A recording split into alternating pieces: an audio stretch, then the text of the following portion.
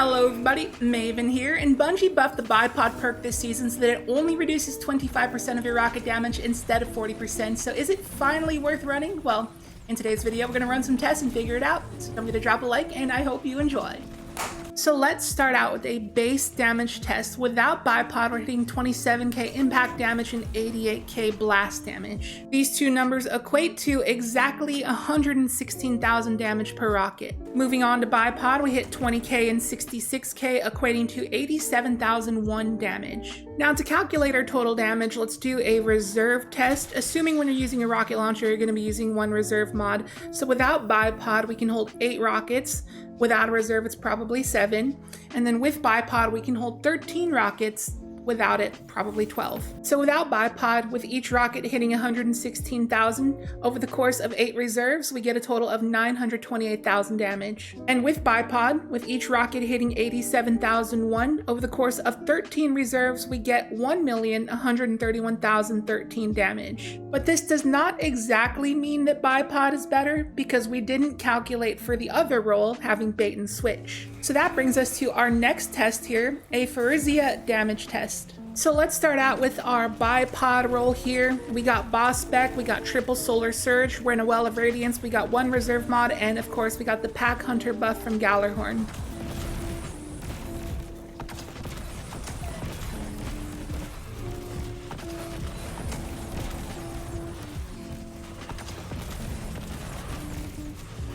So we end up with a total of 1.4 million. That actually did a lot more than I thought it would, but let's see how the bait and switch roll does. And yes, we do have all the same buffs that we were using when we were using the Bipod roll.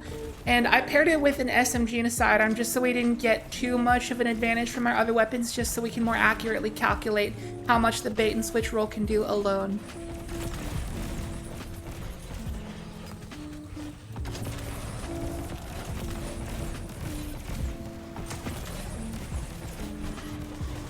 And we end up with over 1.5 million, so it is better, but honestly not by a whole lot. I was expecting the gap to be a lot bigger than it is. But now the next question is, which one does the better burst damage? So let's move on to our next test. So we're going up against Charles here for our burst damage test, and if it looks like I'm stalling with the bait and switch roll, I'm not, I'm just using reconstruction. And one thing I'll say about that is that reconstruction does work better on the non-Bipod roll, since loading that one rocket into the mag is more valuable than loading one Bipod rocket, so it does have that advantage. So anyways, the Bipod roll did get out of the gates a little bit quicker, but the bait and switch roll clearly jumped ahead as time went on. But now we have to take into account of the fact that when you're using the bait and switch roll, you're likely going to be pairing it with something like a Witherhoard or an Izanagi. So let's see how that compares. And surprise, surprise, the Izanagi setup did come out on top, but again, not by much. It was just barely. Similar to the Phyrexia test, I expected the gap to be a lot bigger than it is. So Bipod is really not that bad. Now let's do one more burst damage test here against an unstoppable champion from a Legend Lost sector, a good nightfall simulation here. Starting off with the bait and switch roll.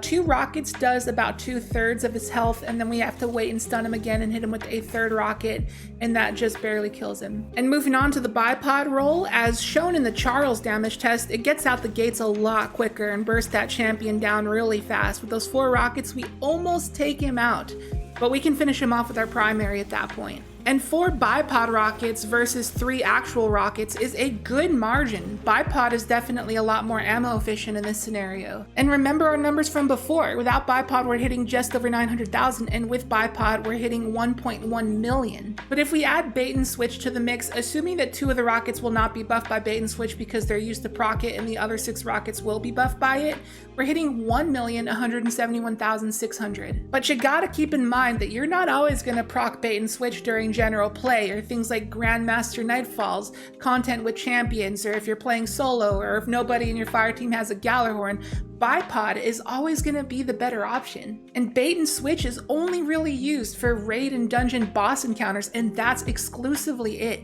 And just as icing on the cake, let's do a little scavenge test here. So with the bait and switch roll, without any reserves, we scavenged 2 rockets from a heavy brick, equating to 272,600 damage, and that is with bait and switch added for one of the rockets. And with the bipod roll, without a reserve mod, a heavy brick is giving us 4 rockets, equating to 348,004 damage, and that is almost 78,000 more than the bait and switch roll with the perk procced. So you can see just how efficient the bipod roll is in terms of ammo conservation, total damage output.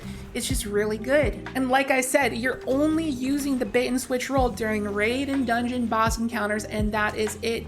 In every single other situation in the game, bipod is going to be better. So my final thoughts for this video is bipod is no longer a joke. It's no longer a meme. You can use it without guilt.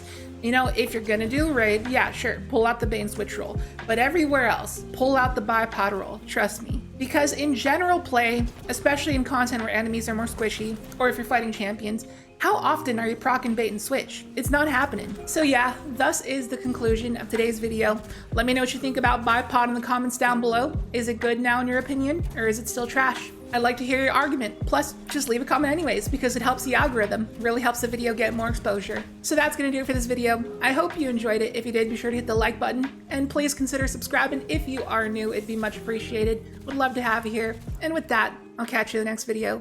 See you later.